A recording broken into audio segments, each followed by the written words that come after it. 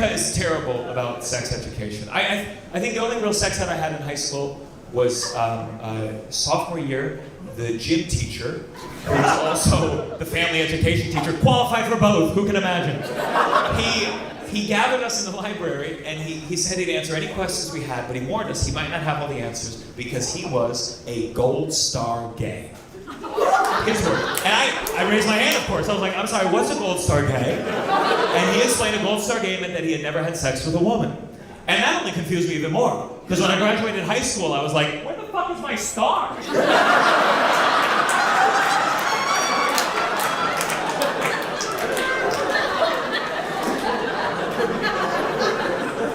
I did have a girlfriend in high school, and I remember I asked her once, I said, hey, do you want to have sex? And she was like, oh, I want to have sex so bad, but I'm on my period.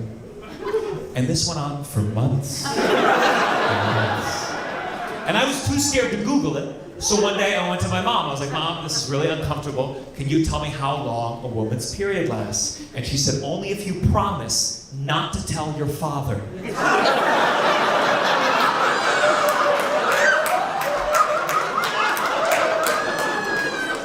My parents were not very comfortable with bodily functions.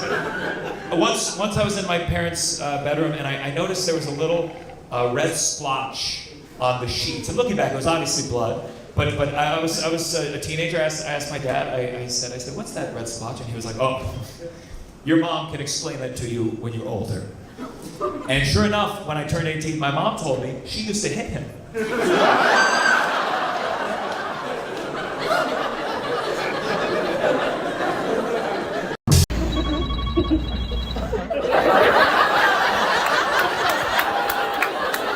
What is it?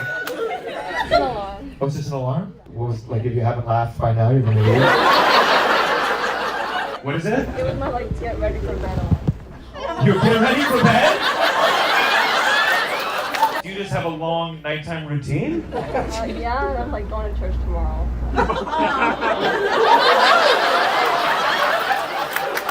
Yeah. After this show, you should go extra early. A Catholic, Protestant? Protestant. Protestant. What are you? Are the choices not Catholic or Protestant? Sure, it's Easter. It doesn't matter. So you were raised Christian? Christian. Are you gonna go to church tomorrow? Don't laugh at that. Do you have kids? Yes. Are you gonna raise them with anything? Yeah. You're going to Catholic school this year. She's going to Catholic school. Do you ever worry she's gonna learn about hell? That's very scary. It's real. It's real? Oh fuck! What the? What? Oh no! I thought it was a myth to behave. It's real. Oh shit! Do you think God would approve of some of the jokes you'll have done tonight? You think so? All right, then let's tell some darker ones. See. All right, here we go. I'm gonna try to jest through jokes, and your reaction to them make you go to hell. Did you know?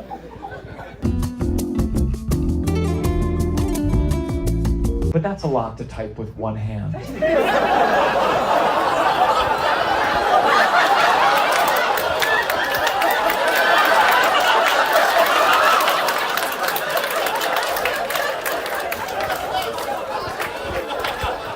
I'll see you later, sweetheart. I have a girlfriend right now. Thank you. Neither of us has very good taste in music. So whenever we're about to make love, I put on a random Spotify playlist. And a couple months ago, I put on an R&B playlist. I was feeling ambitious.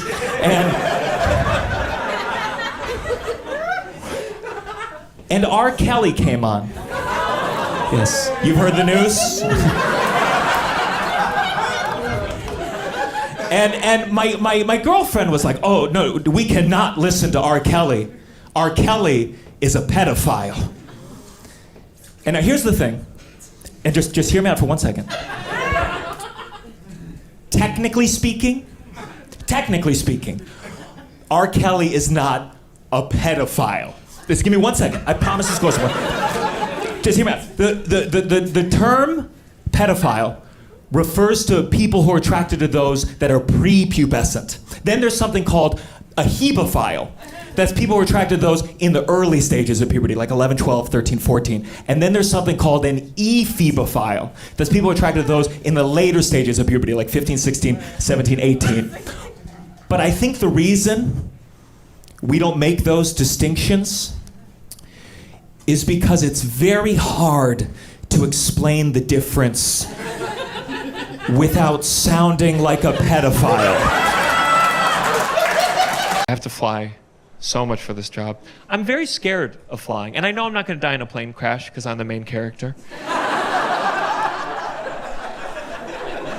But I get so anxious. Once this guy was like, dude, you know you're more likely to die on the way to the airport than you are on the airplane, which is not comforting from your Uber driver. But I needed to get over this fear, so a couple years ago I went skydiving. I went tandem jumping. You know, that's where you're like strapped to someone with a huge soul patch. And we're going up in this plane. It's a very small plane. It could have fit on the stage. I think it was designed by Hot Wheels. And we're going up, and you know, you're feeling the wind, and I'm starting to get nervous. So to calm myself down, I got to get to know my tandem jumper. It's this very cool, like, Australian bro named Eben, and he's strapped to me, he's straddling me, and you know, I told him I do stand-up comedy, and he was like, oh, mate, I've always wanted to do stand-up comedy, and I was like, you would be so good, because he had the parachute, and then. As we went up more, I got to get to know him better. I was like, hey man, you married? He was like, nah. I was like, oh, do you have a girlfriend or a boyfriend? He was like, not my style, mate. And I was like, oh. Do you have any pets? And he was like, nah.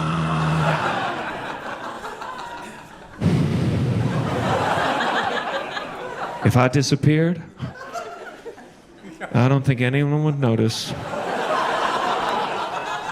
Time to jump. Boom! I'm skydiving with a clinically depressed skydiver. And obviously he pulled a parachute or there'd be a different comedian here tonight. But the moment we landed, I was like, Eben, what the fuck was that? And he was like, it's stand-up comedy!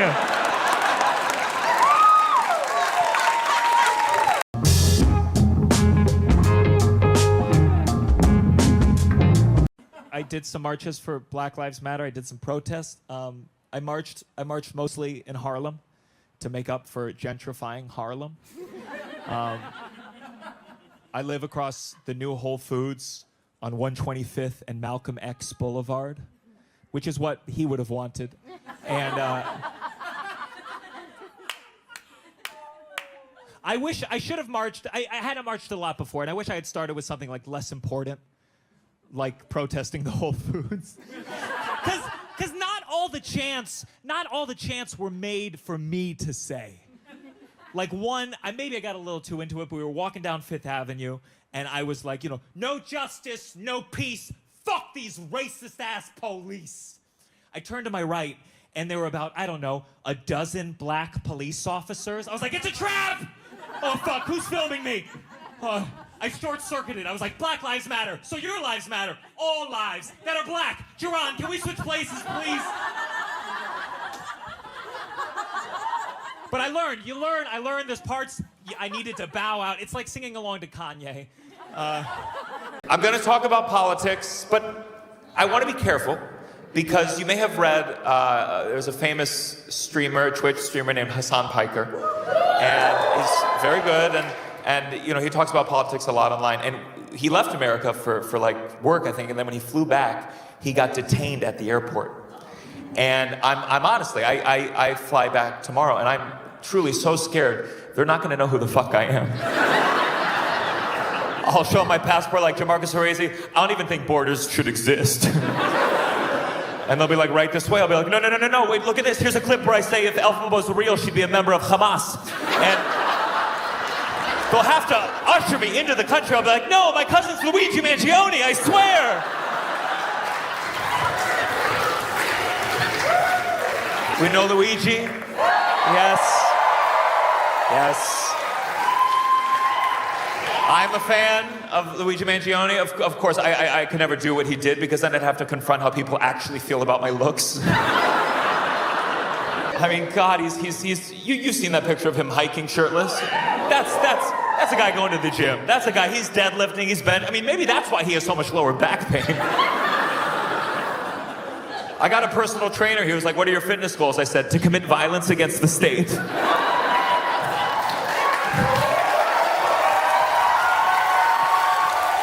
I know when you talk about Luigi, you're supposed to say he allegedly shot that guy, but if he didn't shoot him, then we just like him for being hot. I mean, especially, he is good looking, but also the bar is pretty low for that line of work. I mean, you saw the guy that tried to shoot Trump. He's like Luigi's Waluigi. He's the opposite. Because he was hideous and he missed.